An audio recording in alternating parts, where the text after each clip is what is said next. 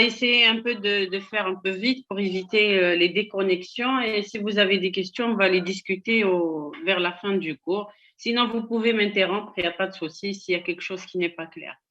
Alors, pour le cours d'aujourd'hui, c'est les déficiences intellectuelles. Donc, c'est un cours de pédopsychiatrie. J'ai fait exprès d'enlever la vidéo pour maintenir un peu une bonne qualité de son.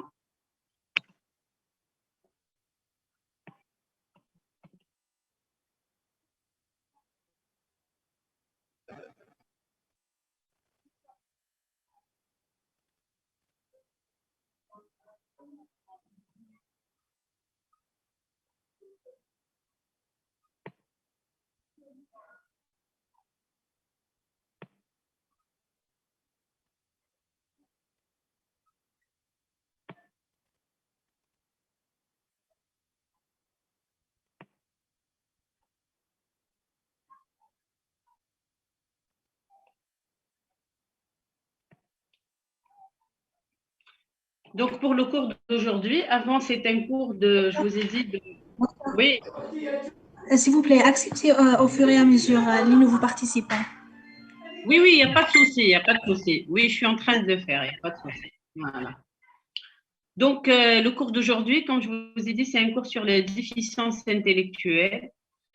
Bon, j'ai trouvé quand même assez important, avant de parler de la déficience intellectuelle ou bien de l'handicap psychique, donc on peut parler d'handicap psychique aussi, de vous faire quand même un bref rappel sur le développement de l'intelligence, parce que ça concerne quand même l'intelligence d'être humain, où on parle aussi soit de l'intelligence ou du développement cognitif.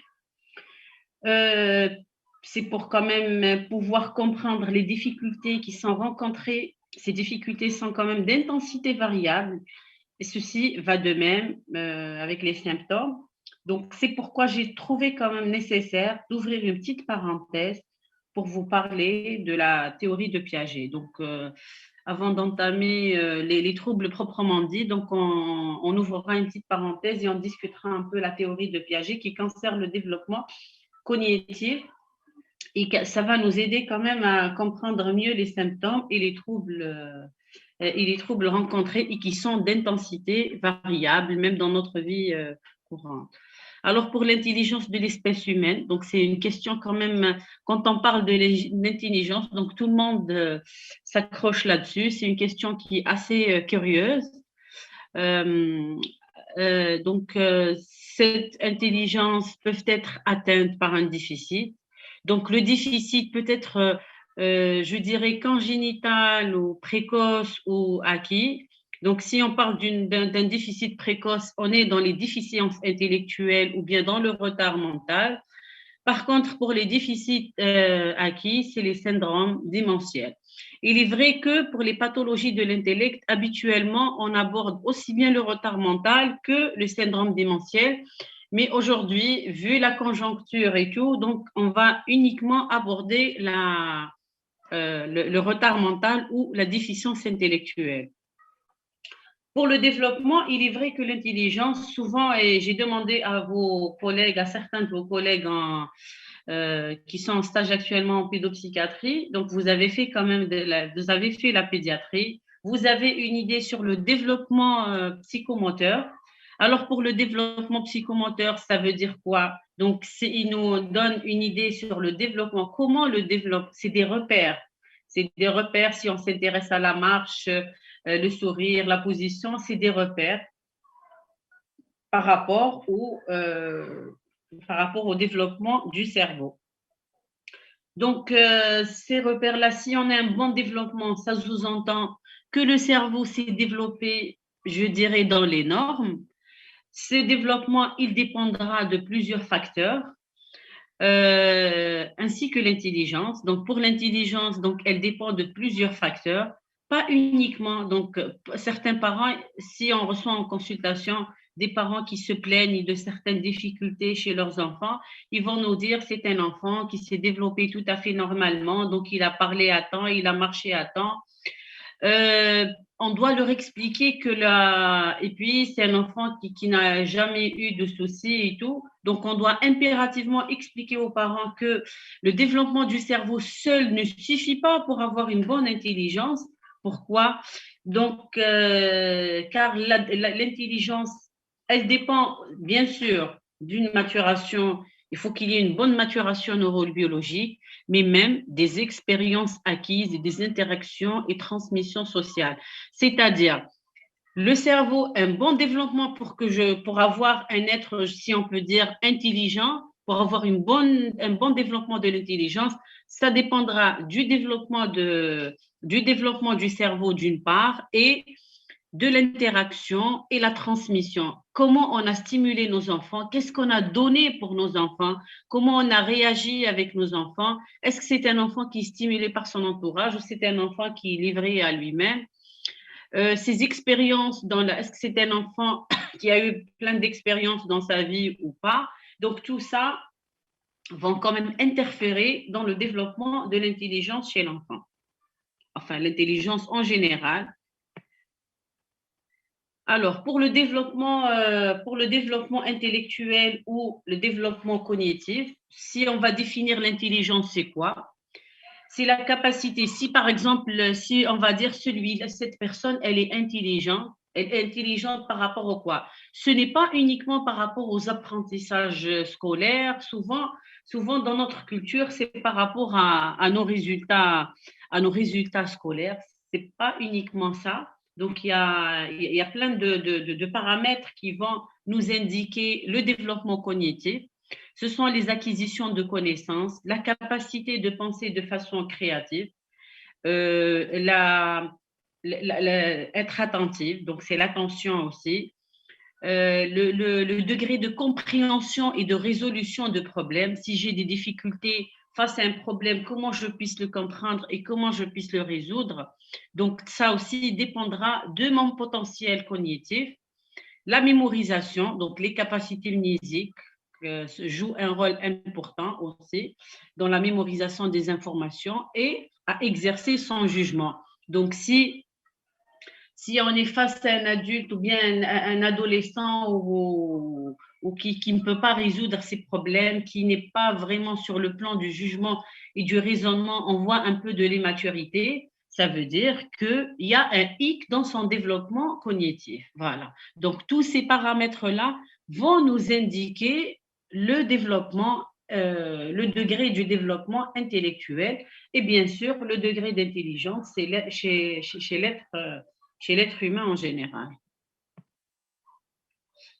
Alors, pour les stades du développement, je vous ai dit tout à l'heure, avant de comprendre, avant d'entamer les troubles, les déficiences intellectuelles proprement dites, il va falloir ouvrir une petite parenthèse. Pourquoi une petite parenthèse?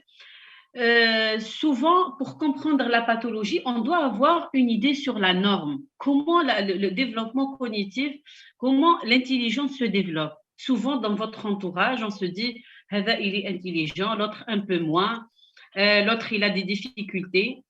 Alors, on doit impérativement connaître et savoir comment ce développement se fait. Alors, pour la théorie qui explique le développement de l'intelligence chez l'être humain, a été quand même baptisée et développée par Piaget.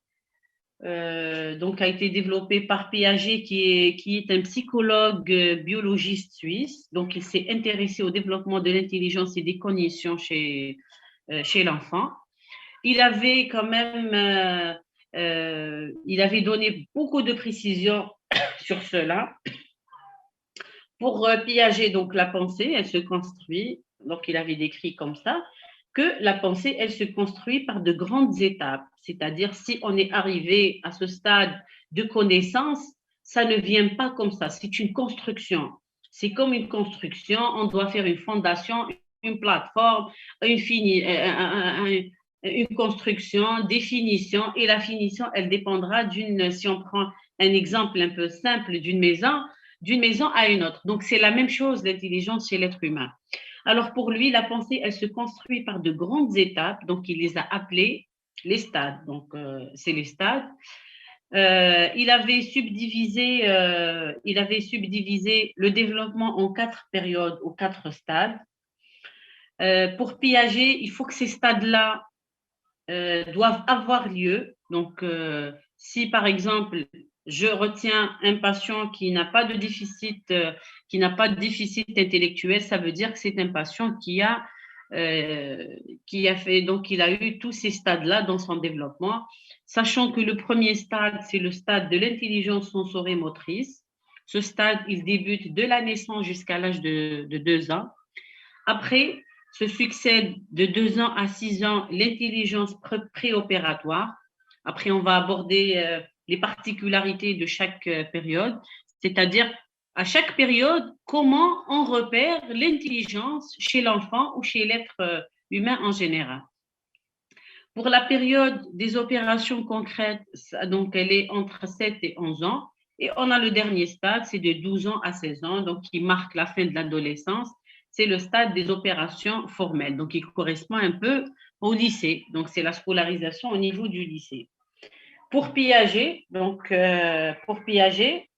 comme je vous ai dit tout à l'heure, il faut que tous ces stades-là, ils doivent avoir lieu pour que, c'est-à-dire pour avoir un stade, par exemple, préopératoire, il faut passer par le sensorimoteur. On ne peut pas sauter d'un stade, donc il faut qu'il y ait une succession. Ceci dit, les stades, ils vont donc se dérouler dans le même ordre, donc ils vont se dérouler dans le même ordre pour tous les êtres humains, mais pas forcément au même âge. C'est-à-dire, on peut avoir ce qui fait que la différence entre les êtres humains, donc chacun, il est plus en avance, et des fois, on le remarque, on se dit, cet enfant, il est plus précoce que l'autre. C'est-à-dire, par exemple, il y a des choses, si on voit par rapport à sa norme, si on le compare à son cousin ou bien un voisin, ça ne veut pas dire que le voisin, il n'est pas intelligent ou là, il est en difficulté. Non.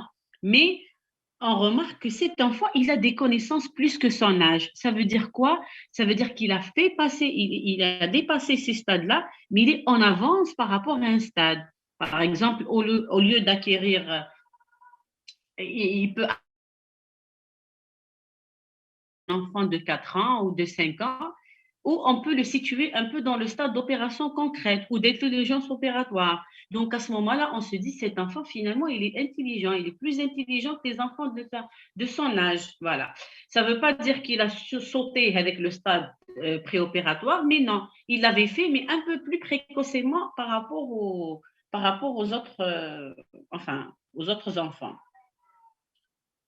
Alors pour lui, donc l'intelligence, elle se construit quand même petit à petit. Elle se construit. Donc on a remarqué qu'il y a différents stades. Donc l'intelligence, elle va se construire petit à petit. Et puis, plus on avance dans l'âge, plus nos capacités cognitives se développent un peu plus on a une manière de voir et de comprendre le monde d'une façon différente à mesure qu'on avance dans l'âge. C'est-à-dire, si on a une situation quelconque dans une famille donnée, et on a une fratrie, par exemple, de 4 ans, de 12 ans, de 20 ans, et qu'il y a une situation familiale, par exemple, particulière ou une situation particulière. Donc, chacun, en fonction de son âge, il va comprendre, il va comprendre ce problème-là, mais par rapport à son stade d'intelligence. Donc, le développement, comme je vous ai dit, il est quand même intimement lié à ses interactions avec l'environnement. L'enfant, plus il va faire des expériences, donc si c'est un enfant qui est bien stimulé dans la famille, qui reçoit un peu et qui est éveillé, donc il le stimule régulièrement, ce n'est pas comme un enfant qui est mis à l'écart face à la télé ou à autre chose, où on n'a pas beaucoup d'interaction. Donc ce n'est pas la même chose. Je vais vous dire une chose, un petit exemple. Par exemple, pour nous, on voit tous des enfants dans la famille qui sont petits, de 1 an ou là de 2 ans et tout. Souvent, c'est l'âge où ils commencent à manger. On a parlé d'expérience. Une simple expérience qu'on voit souvent dans notre entourage, quand un enfant il commence à manger, souvent il prend la cuillère, il la jette par terre, il remet par terre. Ou là, quand on lui donne un objet, donc souvent il le jette par terre.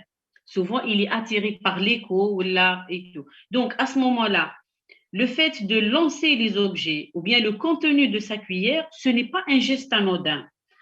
C'est seulement pour faire, c'est-à-dire c'est pas un geste anodin et c'est pas pour enrager les parents parce que souvent les parents ils le fait exprès pour nous déranger. Ce n'est pas ça, mais seulement c'est pour comprendre le fonctionnement des objets. L'enfant ou bien le nourrisson, il est en train de faire ses expériences. Ce n'est pas pour déranger les parents. Parfois les parents ils zaffent et tout, mais c'est pas ça. Donc au contraire, ça veut dire que c'est un petit qui est en train qui est en train d'expérimenter sur son environnement, voilà, et de faire sa propre expérience.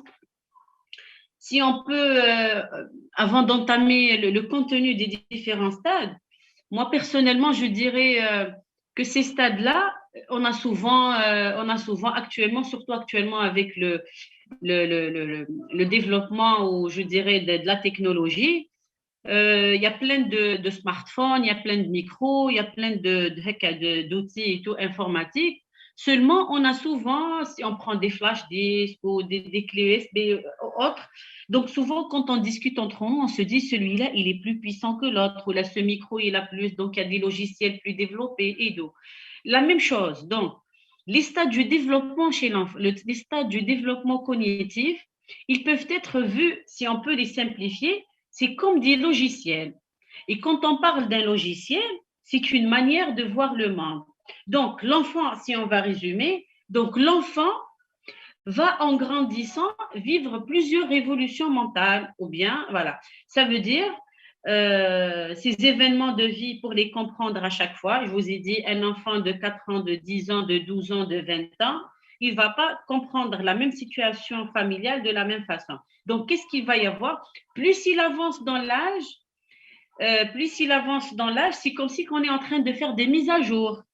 C'est juste, je vous ai donné un langage un peu informatique pour simplifier le développement. D'ailleurs, même pour les outils informatiques, souvent on parle d'intelligence artificielle et cette intelligence artificielle ou plein de logiciels qui ont été développés, mais c'était à base de justement en comparant ces réseaux-là à des réseaux neuronaux. Donc, plus on avance dans l'âge, c'est comme si qu'on va changer de logiciel, c'est comme si qu'on va faire des mises à jour pour avoir plus d'informations et plus de détails. Donc, c'est juste pour vous schématiser un peu les différents stades. Excusez-moi, Arani, avec cette toux.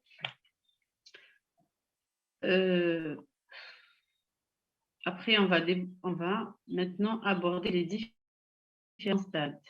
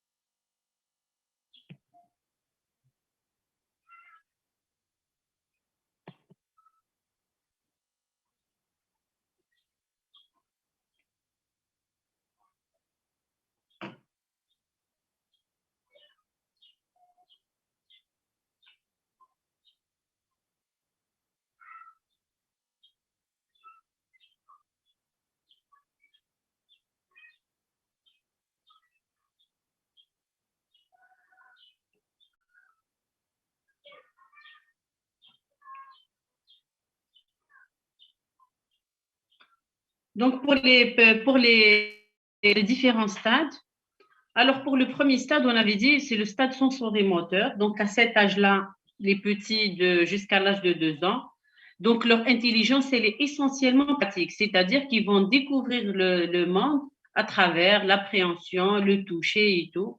Donc, ils jettent des objets, ils les portent à sa bouche. Quand ils les portent à leur bouche aussi, c'est justement c'est pour découvrir un peu le monde environnant. Alors, donc il apprend, il comprend à cet âge-là, donc ils vont comprendre avec le temps le fonctionnement de leur corps, donc ils vont faire la différence entre un corps et un objet. Et vers la fin de ce stade, il va y avoir le développement des représentations mentales. C'est quoi les représentations mentales? C'est-à-dire que le nourrisson ou le petit enfant à cet âge-là, donc il aura une idée sur l'objet ou la personne, même si en son absence. C'est-à-dire, si on va lui dire ta tante et tout, donc qui sait sa tante. Par contre, si on prend un petit de 3 mois, de 4 mois, de 6 mois, c'est-à-dire il n'a pas la permanence de l'objet, donc il faut que l'objet soit devant lui pour le voir. Mais vers la fin de ce stade-là, il peut penser à un objet ou à une personne, même en son absence.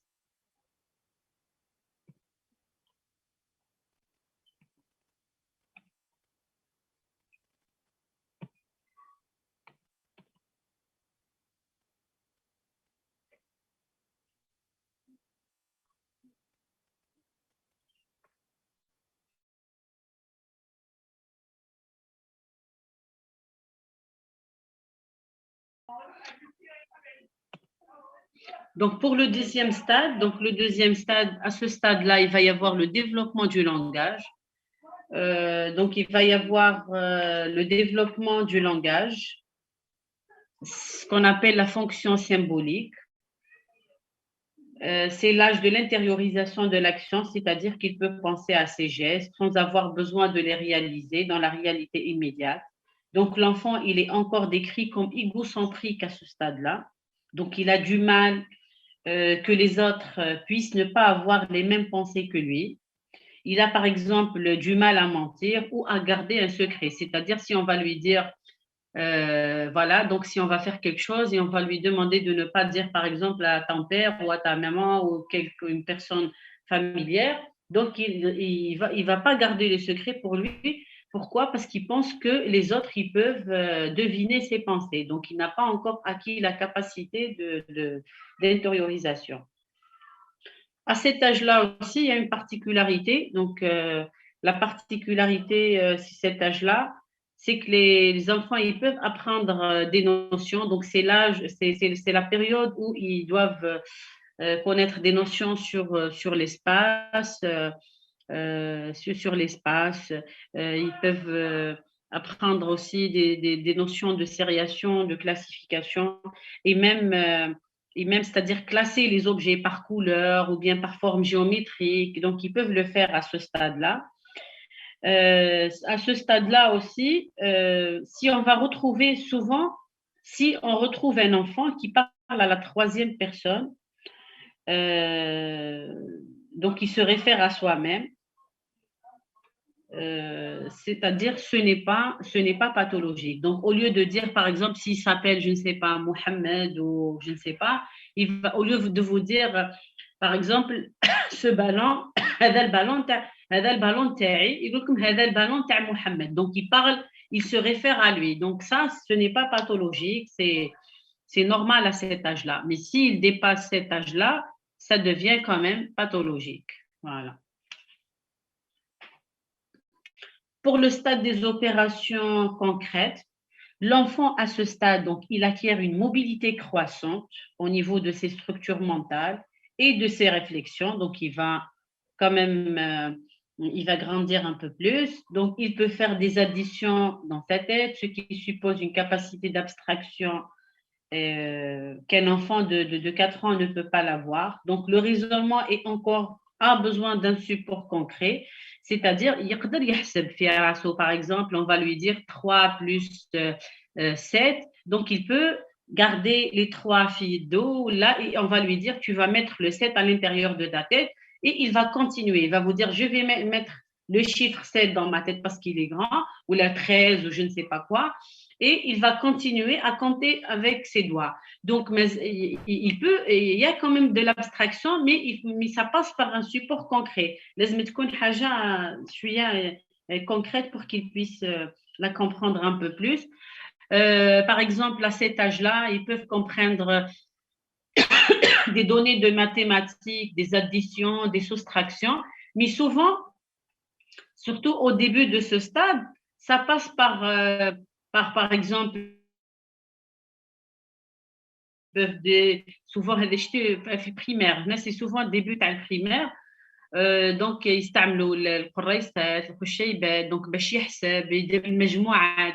Donc il comprend, il peut faire des opérations un peu complexes, mais il doit simplifier. Donc il faut que ça soit un support concret, ce qu'on voit dans les livres scolaires. Voilà, donc ça c'est à ce stade, c'est à ce stade-là.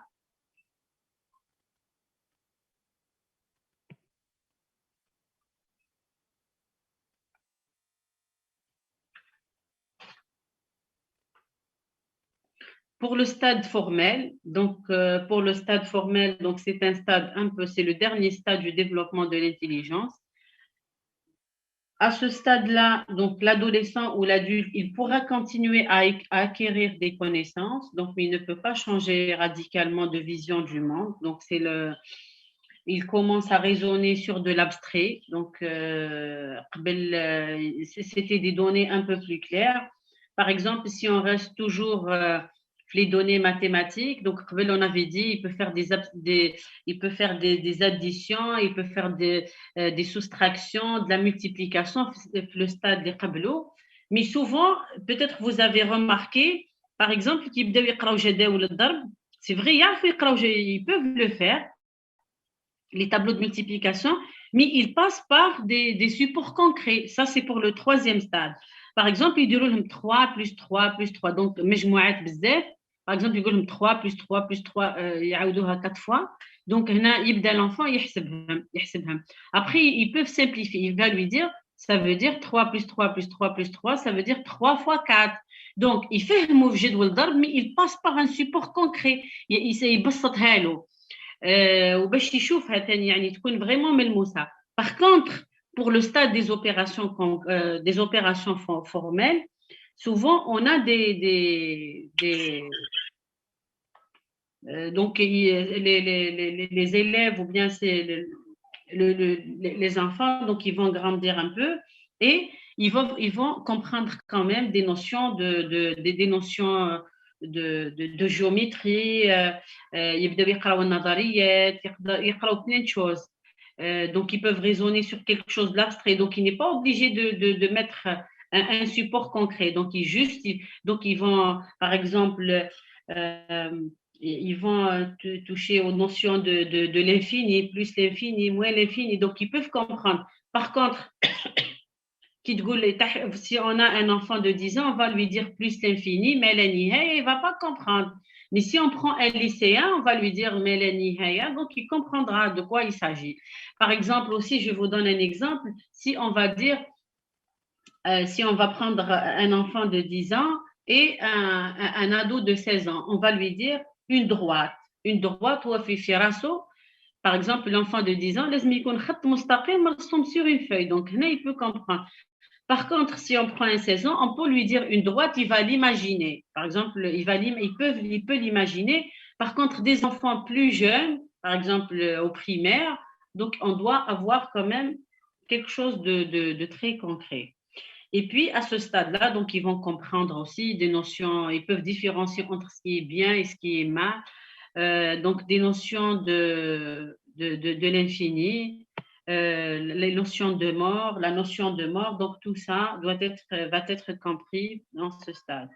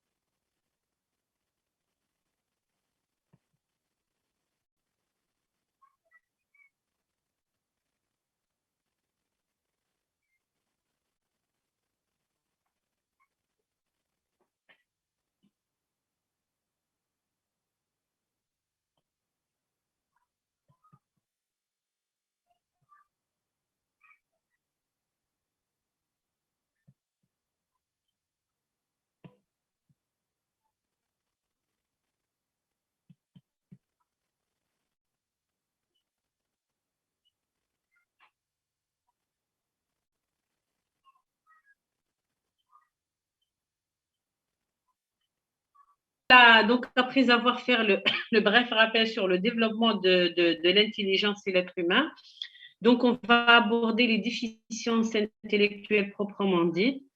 Ce que vous devriez garder en tête, c'est que souvent, si vous allez prendre plein de manuels, il est vrai que souvent, on parle de retard mental. Dans notre culture générale, on parle de retard mental, de débilité, d'arriération mentale. Donc, même, y a certains termes aussi, insuffisance mentale, déficience intellectuelle, handicap mental, handicap psychique dans le DSM-5. Donc, ça veut dire la même chose. Donc, si vous allez retrouver ces différentes entité, c'est la même chose. Donc, ils veulent dire la même chose. Voilà. Alors, pour la déficience intellectuelle, pour mesurer le degré du déficit intellectuel, souvent, quand on reçoit en consultation, donc les parents, ils sont très inquiets, ils demandent le degré de déficit. Donc, pour le degré du déficit ou bien le degré de l'intelligence chez l'être humain, il se mesure à travers le quotient intellectuel. Donc, le quotient intellectuel, comment on va le calculer? Souvent, on a des tests qu'on fait passer à des patients. Ces tests, on avait dit tout à l'heure, on n'a pas abordé comme ça donc les développements, les différents stades. En fonction de l'âge, on a des tests qui sont spécifiques à chaque tranche d'âge. Donc, si j'ai un enfant, par exemple, de 6 ans à qui j'ai envie de calculer, ou bien de 7 ans, de calculer son quotient intellectuel, je ne vais pas utiliser le même test qu'un ado de 15 ans. Donc, les tests, ils sont adaptés en fonction de l'âge. Donc, je fais une passation d'un test psychométrique, comme je vous ai dit, en fonction qui est adapté à l'âge de l'enfant. Après avoir fait le test psychométrique, on va calculer le rapport entre l'âge mental, c'est-à-dire quand on fait le test psychométrique, on calcule l'âge mental.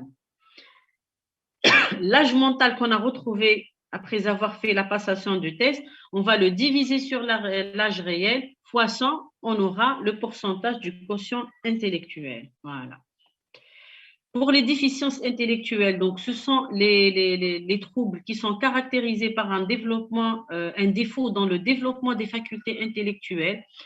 Ce trouble, ce qu'on doit garder comme caractéristique, c'est un trouble qui est précoce, c'est-à-dire dès l'enfance, qui est permanent. Donc, quand un déficit il est là, il est permanent.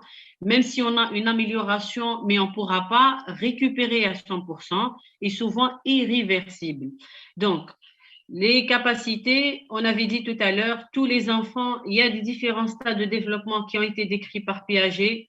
Quand un stade est entravé ou un enfant n'arrive pas à atteindre un stade, ça va être maintenu durant toute sa vie. Si, par exemple, on a un enfant où le développement s'est arrêté ou bien qui correspond au stade concret et même s'il n'y a pas d'amélioration, c'est vrai que quand on les prend en charge, c'est beaucoup plus pour améliorer, mais certains déficits ne peuvent pas accéder à d'autres stades du développement, par exemple le développement formel, et à ce moment-là, on parle d'un déficit intellectuel. Donc, pour le DSM-5, le DSM-5, on parle plutôt d'handicap intellectuel. C'est un trouble qui est défini. Vous n'êtes pas obligé d'apprendre les critères DSM, c'est juste pour vous. Hein. Le trouble, c'est un trouble qui débute pendant la période du développement, c'est-à-dire donc j'insiste sur la période du développement. Donc, c'est un déficit qui est précoce. On ne peut pas dire à quelqu'un qui a évolué jusqu'à l'âge de 16 ans, il a une scolarisation, après on va dire qu'il a un retard ou il a un déficit intellectuel. Si quelqu'un a un déficit, ça veut dire qu'il est installé dès le début de sa vie. Il fait de déficit tant intellectuel qu'adaptatif, c'est-à-dire intellectuel, donc ça va entraver sa scolarisation.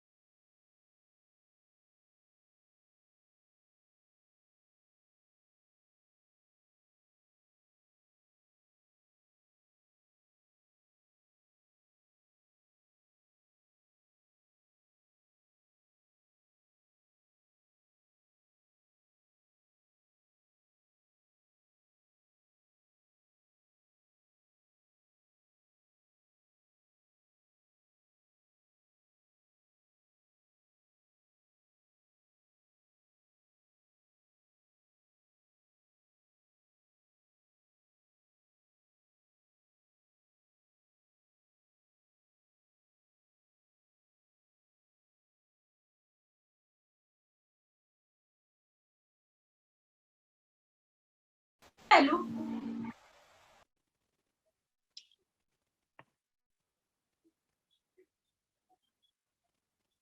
Intellectuelle. Donc, je vais juste vous donner c'est-à-dire faites attention quand vous recevez dans votre entourage, par exemple, vous avez un enfant de 4 ans, par exemple, ou de 5 ans, et qu'il est, par exemple, il va à la crèche et qu'il n'arrive pas, par exemple, mais il certaines choses. Donc, les parents, ils vont vous poser la question, ils vont vous dire, vous avez fait le module, par exemple, de pédiatrie ou de... Souvent, ils se réfèrent à la pédiatrie pour les enfants. Ils vont vous dire, est-ce qu'il n'a pas de retard? Pour vous dire, avant l'âge de 6 ans, on ne peut pas parler d'un retard mental ou d'un déficit intellectuel. On n'a pas le droit. Par contre, si on a un enfant qui a des difficultés, plutôt on utilise le terme de retard du développement, mais jamais poser le diagnostic de retard ou de déficit chez les enfants moins de 5 ans.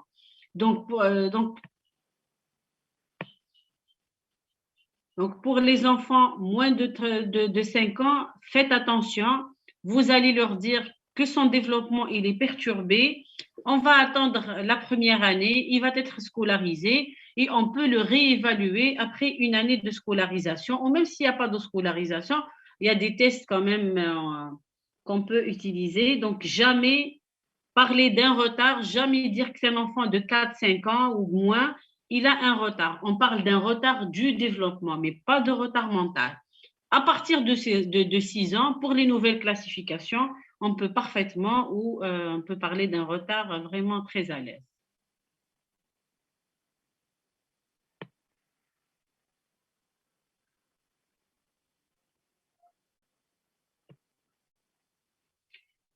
Pour l'épidémiologie, quand même, le déficit intellectuel, c'est quand même moi je dirais, c'est un trouble qui est assez fréquent puisqu'il touche 1% de la population générale. Heureusement que le déficit léger, donc il prend la première place et le profond, c'est le dernier, sinon ça serait la catastrophe. Alors, on va aborder après les différentes la clinique de la déficience intellectuelle.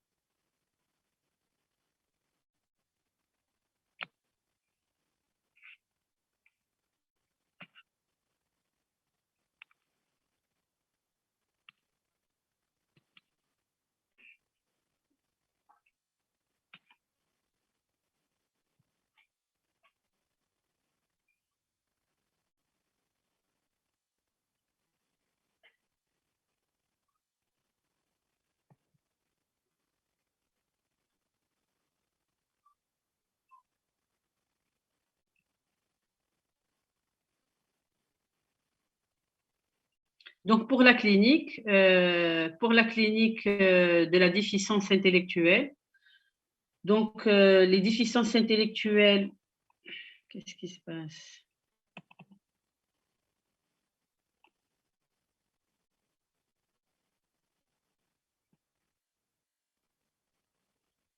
Donc, pour la clinique, le diagnostic, il repose essentiellement sur le critère scolaire, le critère adaptatif et le critère psychométrique.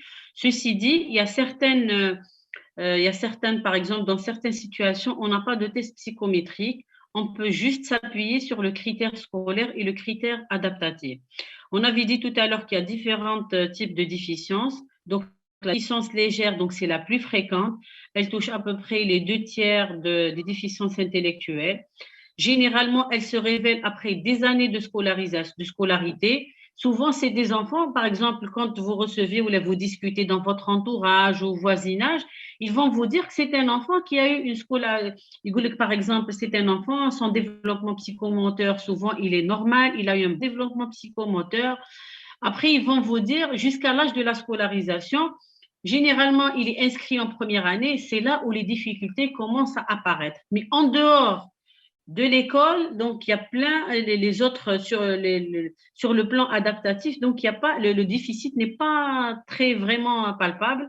Donc ce sont des sujets qui peuvent avoir une intégration tout à fait normale dans la société. Et je vous ai dit, dans notre système scolaire, surtout l'ancien système scolaire, c'est des sujets qui peuvent atteindre jusqu'à le lycée, des fois avec de grosses, bien sûr, de temps en temps des redoublements, mais qui peuvent avoir une scolarisation normale avec des difficultés. C'est-à-dire, on perçoit que c'est des enfants qui ont des difficultés, mais ils arrivent quand même à être scolarisés.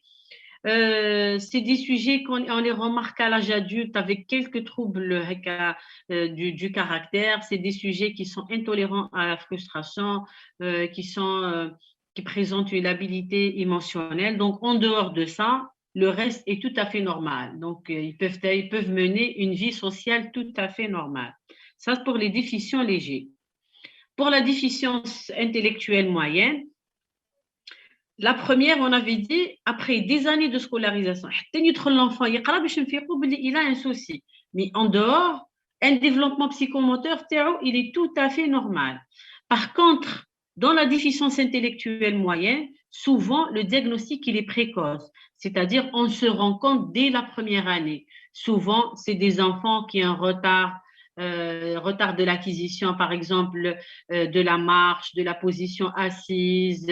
Vous recevez le patient, par exemple, les parents, ils vont vous dire, c'est un petit qui a acquis la marche, par exemple, à 2 ans.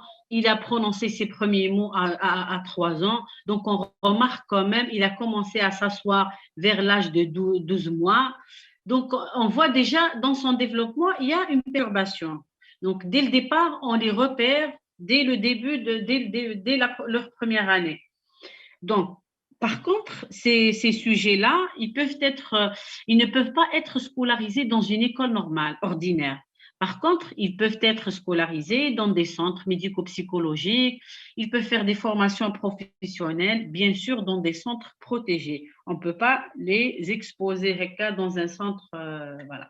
Donc, c'est des sujets qui sont quand même semi-éducables. Donc, on peut les intégrer dans la société, mais à des degrés et on peut, par exemple, pour ces sujets-là, si on peut les situer sur le plan du développement cognitif, par exemple, pour le léger, le développement, le stade formel, vraiment, il n'est pas vraiment développé chez eux. Par contre, dans la déficience intellectuelle, on retrouve le premier stade, il est atteint, le deuxième stade, il est atteint, mais il ne peut pas accéder au troisième stade. Même si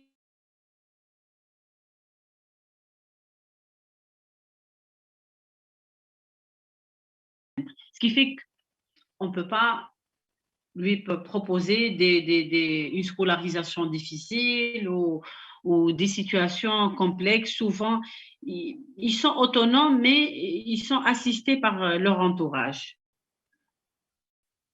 Pour le déficit grave et profond, on avait dit que c'est des déficits avec un quotient intellectuel qui est inférieur à 20. Souvent, le diagnostic, il est très à l'aise dès les premiers jours.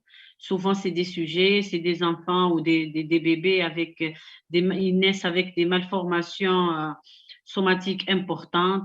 Le retard du développement psychomoteur, il est très important. Pour le moyen, on avait dit, il y a une acquisition, par contre, elle se fait en retard. Par contre, pour les patients qui ont un déficit grave, il y a certains qui ne peuvent même pas atteindre la position assise. Donc, à peine la position assise. Parfois, il y a certains qui peuvent acquérir la marche, mais après des difficultés, les parents ils vont vous dire il a fait ses premiers pas à 5-6 ans, par exemple. Et sur le plan du langage, le langage et la communication chez eux, elle est très entravée. Alors, parfois, c'est des qui se limitent. Le langage, parfois, il est quasi absent, donc il est complètement absent, ou bien limité à quelques mots ou à des sons. Voilà. Donc, c'est des sujets qui ne peuvent pas être du tout scolarisés ni pris en charge. Donc, il y a quand même une dépendance totale de leur entourage. Voilà. Donc, ils doivent être assistés dans tous les actes de la vie courante. Généralement, pour les déficits graves, si on peut les situer sur le plan du développement cognitif de Piaget, راهم في le stade sensorimoteur. Ce qui fait que l'intelligence تاعهم راهي كيما à peu près un nourrisson de 2 ans. Voilà. Donc, même s'il a 16 ans, même s'il a 15 ans, on ne va pas lui dire احسب ولا علاش ما يعرفش يحسب, même s'il est dans un centre et tout, parce que son intelligence, déjà, elle s'est arrêtée à un stade très précoce.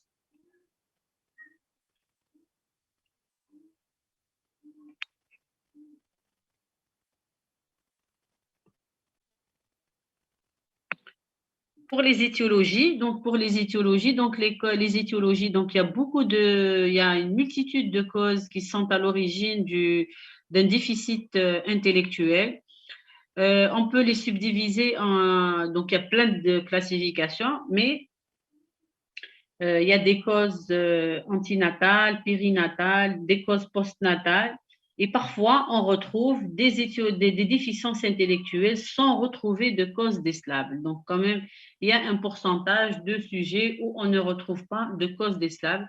Donc, pour les causes antinatales, souvent, c'est les aberrations chromosomiques, certaines encéphalopathies héréditaires, par exemple, la phénylcétonurie, s'ils ne sont pas diagnostiqués à temps, donc ils peuvent donner un tableau de retard. Pour les causes périnatales, c'est les accidents obstétricaux, la souffrance fœtale, l'ictère nucléaire. C'est pour ça, Inch'Allah, parmi vous, il y a certains qui vont faire pédiatrie, il y a certains qui seront en gynéco. Donc, faites attention. Faites attention aux bébés parce que un souci à la naissance, c'est vrai que vous pouvez dire qu'il a été réglé, mais on reçoit après les conséquences. C'est les parents qui vont souffrir par la suite. Donc, faites attention aux...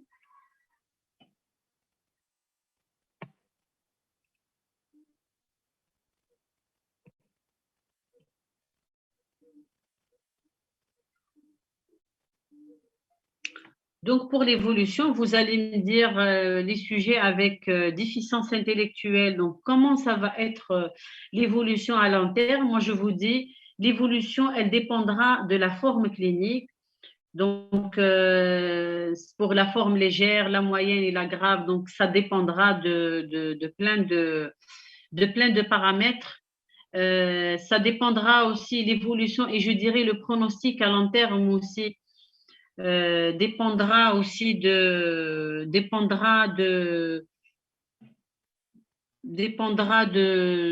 la prise en charge familiale. Donc pour les formes graves, généralement, si on peut dire la mort après quelques années, surtout s'ils ont des complications, des malformations somatiques. Il y en avait dit souvent, il y a des malformations somatiques associées. On peut avoir aussi une association ou bien il y a certaines pathologies psychiatriques qui peuvent se greffer, à savoir les bouffées délirantes, la schizophrénie, des troubles anxieux. Et cela aussi dépendra aussi de la forme. C'est vrai que tout à l'heure, on avait dit par rapport aux causes, il y a certaines causes aussi qui sont dues à l'environnement. Donc, ils sont dus à l'environnement. Donc, s'il n'y a pas une bonne stimulation physique et sensorielle chez l'enfant, donc il peut donner un tableau de déficience intellectuelle. C'est pour ça qu'on avait dit tout à l'heure, le rôle de l'interaction sociale, elle est importante. Elle est importante.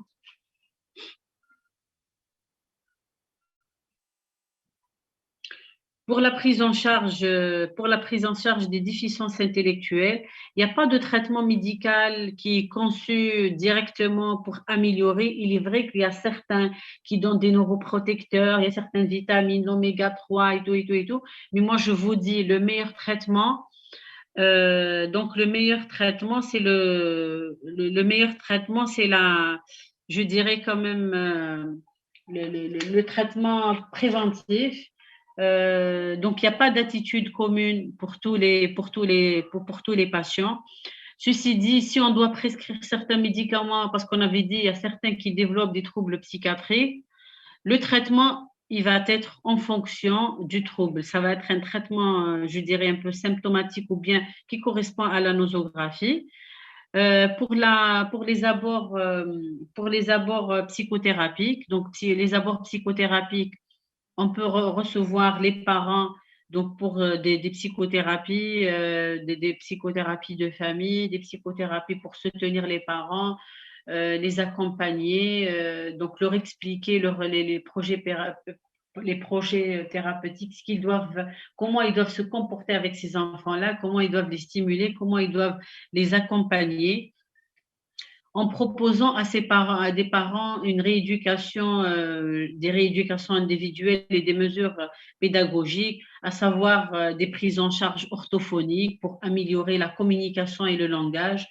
On avait dit tout à l'heure que c'est des enfants ou des sujets qui ont de grands soucis au niveau, sur le plan de la stimulation. Parfois, on peut proposer des consultations de psychologie pour travailler un peu l'éveil sensoriel, pour des stimulations cognitives. On peut proposer même des ateliers d'ergothérapie pour travailler un peu ses compétences et pour qu'ils soient un peu plus épanouis. Et je dirais que le meilleur traitement, c'est le traitement, pour et proposer aux patients aussi des établissements spécialisés. Il est vrai qu'en Algérie, il y a plein de centres pour enfants avec des déficients intellectuels. Par contre, donc récemment, avec la collaboration de la DAS et tout, donc surtout pour les retards légers, un peu moyens aussi, donc ils proposent des classes spécialisées ou bien des classes intégrées. Ces classes-là, ils sont au sein de l'école. C'est-à-dire, par exemple, avec ses camarades en classe, il y a une classe qui comporte à peu près une dizaine d'élèves où le programme, ils vont suivre le programme national, mais il va être simplifié. Parfois, le même programme, par exemple, le programme d'une année, ils le feront sur 2 ans. Donc, et souvent, ils sont enseignés, si on peut dire, pas par des enseignants, par des psychologues, des orthophonistes, au sein des écoles normales. Ça, c'est pour les mesures pédagogiques. Donc, le traitement préventif, je dirais que c'est le meilleur garant. Il faut absolument surveiller la grossesse, repérer les anomalies, euh, poser un diagnostic précoce pour certaines pathologies. Par exemple, la phénylcétonurie. La phénylcétonurie, on en reçoit jusqu'à maintenant des patients avec un défaut de développement, sachant que la phénylcétonurie, en principe, le diagnostic, c'est à la naissance, une petite goutte de sang sur un papier buvard et on peut poser le diagnostic. Si le diagnostic n'est pas posé les premiers mois de vie, ça va entraver le développement du cerveau et on aura des séquelles, alors que son traitement, il est très simple, c'est un simple régime et l'enfant évolue tout à fait normalement. Pour certaines maladies, donc il est souhaitable de faire des cancers génétiques, surtout quand il y a dans la famille, il y a plusieurs cas de déficience intellectuelle, donc il est impératif de proposer un cancer génétique aux parents. Il y a un point aussi qui est important. On avait dit une des causes aussi, c'est la cause environnementale. Donc, il y a un manque de stimulation de la part des parents. Il y a certaines aussi causes, par exemple, les mamans qui consomment de l'alcool, tabac, certains médicaments. Donc, je pense que le travail aussi au niveau des consultations de suivi de grossesse, pas uniquement pour faire de la vaccination ou bien pour la peser ou bien pour définir le terme de la grossesse, mais aussi préparer les futures mamans, les informer sur les risques encourus, les carences, c'est-à-dire afin d'éviter les carences aussi bien affectives qu'éducatives qui peuvent entraver le développement. Et on sait tous que une carence affective, un enfant qui n'est pas bien pris en charge par ses parents et qui a un tableau carentiel, il peut entraver son développement. Donc, son développement aussi bien psychique que somatique. Ça peut se retentir aussi sur son corps. Donc, il est important de bien préparer ses futurs parents, surtout pour les plus jeunes, sachant que la famille algérienne actuellement, on est passé de la famille élargie à la famille nucléaire. Donc, c'est des jeunes couples qui vivent seuls, parfois par ignorance, donc on ne sait pas se comporter avec un petit, et ça peut se retentir sur son développement ultérieur. Voilà. Merci pour votre attention. Si vous avez des questions, n'hésitez pas à me les poser. Voilà. Il est vrai que je fais un peu vite parce que ce Zoom, il règle pas. Voilà. Est-ce que vous m'entendez? Oui, docteur, on vous entend. Vous avez des questions? Vous avez des questions?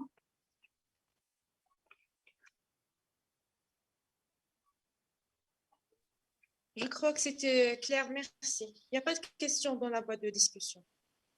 D'accord. Donc, tout est clair. Oui. Allez, portez-vous bien. J'espère vous voir, Inch'Allah, dans des conditions meilleures. J'espère vous rencontrer, Inch'Allah, dans des cours en présentiel.